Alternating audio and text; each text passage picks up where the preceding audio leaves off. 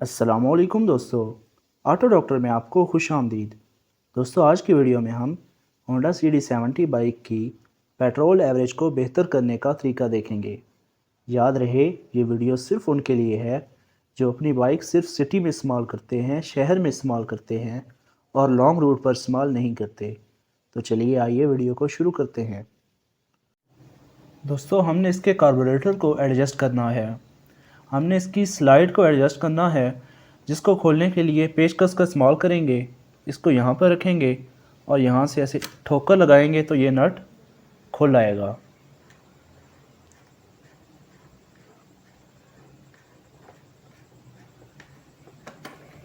दोस्तों, उसके बाद हमने इसको बाहर निकालना है कुछ ऐसे, और फिर इसके स्प्रिंग को ऊपर की जानिब खींचते जाएं।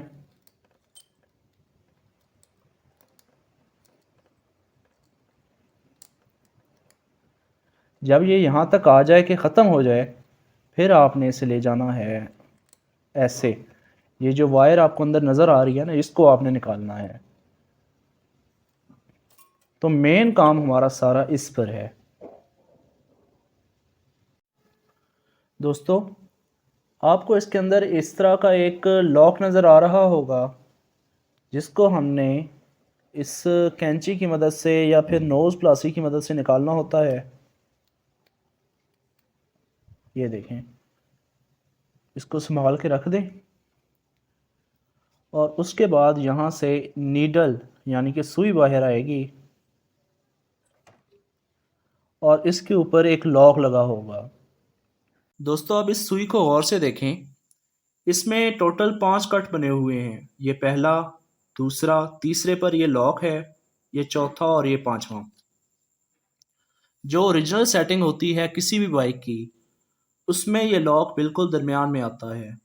यानी ऊपर से भी गिनेंगे तो तीसरा, नीचे से ऊपर जाएं तब भी तीसरा। इसमें हमें ज़्यादा से ज़्यादा पिक के साथ अच्छी एवरेज मिलती है।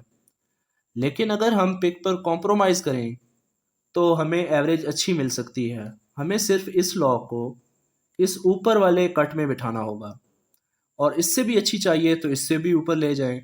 लेकिन मसला ये होगा कि बाइक बार बार बंद होगी और पिक नहीं मिलेगी। तो इसलिए मैं इसे सिर्फ एक पॉइंट ऊपर ले जाऊंगा। अगर हम इसे नीचे ले आएं तो पिक तो अच्छी मिलेगी, लेकिन एवरेज तकरीबन ना होने के बराबर होगी। तो आपको ये लॉक वाला सिस्टम मेरे ख्याल में समझ आ गया होगा। अब इस लॉक को निकालने और यहाँ पर लगाने का तरीका देखते हैं।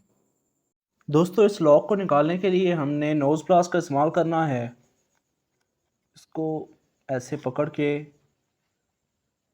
खींचेंगे तो ये लॉक निकल आएगा और इसे एक नंबर ऊपर, एक कट ऊपर हम बिठा देंगे, जिससे हमारी एवरेज अच्छी हो जाएगी।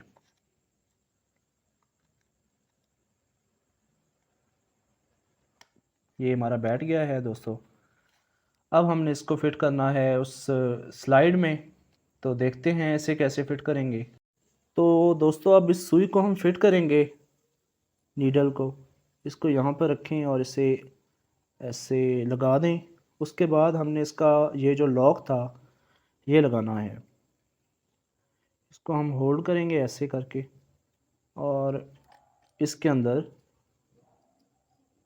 फिट कर देंगे। ये लग जाने के बाद अभी हमने इसको रख देना है, और ये जो हमारा स्प्रिंग था, इसको पहले हमने यहाँ से गुजारना है और इस तरफ से इसकी तार खींच लेनी है। जब ये तार निकल आए तो हमने इस स्लाइड में इसको फिट करना है। जिस तरफ ये लंबा कट है, ये कैप यहाँ पर फिट होगी। ये जो जगह है ना, ये सुई की तरफ फिट होती है। ये ऐसे रख के इस स्प्रिंग को ऐसे प्रेस करेंगे तो ये अंदर चला जाएगा। ये लग गया। अब एक बात ध्यान में रखिए, जो न्यू मॉडल बाइक होती है 2013 के बाद, उसके ये जो पेट्रोल और रेस के स्क्रू होते हैं, पेच होते हैं, वो दूसरी तरफ होते हैं। डाउन मॉडल के किक की तरफ होते हैं, अप मॉडल के गेयर की तरफ होते हैं। तो जिस तरफ ये पेच होंगे उस तरफ ये छोटा कट आएगा। ये लंबा कट है ना, ये छोटा कट है। जिस तरफ पेच होंगे उस तरफ ये छोटा कट आएगा। अगर आप उल्टा फिट कर देंगे तो ये सही से बैठेगा नहीं और बाइक स्टार्ट भी नहीं होनी। छोटा कट इस तरफ रख के हमने लगा देना है ऐसे, ये देखें। उसके बाद ये जो पाइप है ये हमेशा आगे को आएगा।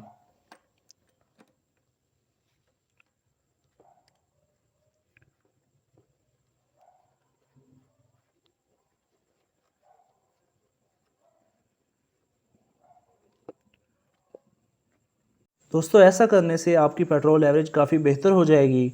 फिर मैं याद दिला रहा हूँ, ये काम सिर्फ गली मोहल्लों तक महदूद है। अगर आप लंबे सफ़र पर इसको चलाएंगे तो बाइक प्रॉपर पिक नहीं बनाएगी, क्रॉसिंग में मसला कर सकती है, तो वहाँ पर ये मैं रेकमेंड नहीं करूँगा। अब पिक तो कम होगी लेकिन एवरेज इसकी अच्छी होगी। अगर आपको वीडियो अच्छी लगी तो वीडियो को लाइक करें, चैनल को सब्सक्राइब करें। शुक्रिया, अल्लाह हाफिज़।